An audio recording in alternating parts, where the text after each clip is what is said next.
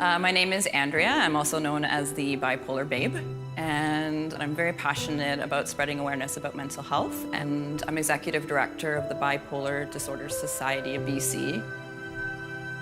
Well, my mother was diagnosed with bipolar disorder when I was 3 years old, but we never talked about it. It was something that was very hush-hush, and all I knew is that bipolar disorder was a negative thing, a bad word that adults used.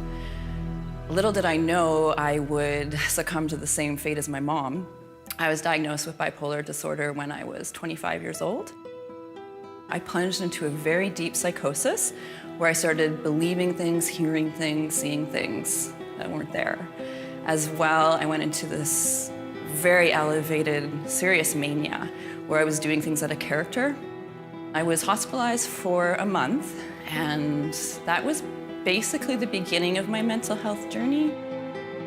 There was a lot of stigma that I didn't know existed, internal stigma and external stigma. My roommates took my key. They told me not to come home, so the hospital became my home.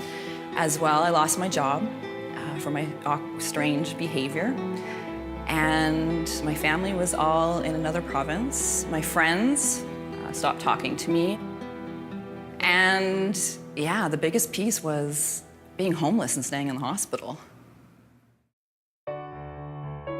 My path to recovery with mental illness began when I decided that I wanted to take back my life and try something new. So I moved to South Korea and I became a teacher for children, and then eventually university professor. Being diagnosed with mental illness, I initially felt that I could never be successful, I could never travel, I could never have a good job. And then I soon realized as time went on that I could actually live an extraordinary life.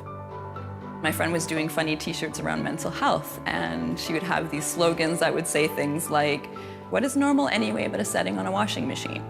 She would say really cute things, and I was like, oh my goodness, I have my t-shirt. It's gonna say, bipolar babe, and I want to wear that proudly. I want people to ask me, what is bipolar disorder anyway? And share my experience and truly just have conversations free of stigma. I now educate 2,000 youth a year that I reach out to and speak to. And part of my healing and recovery is truly come from talking about it and just truly being a voice for others who feel that they can't be their own advocate. So if I can do that, then it's worth it.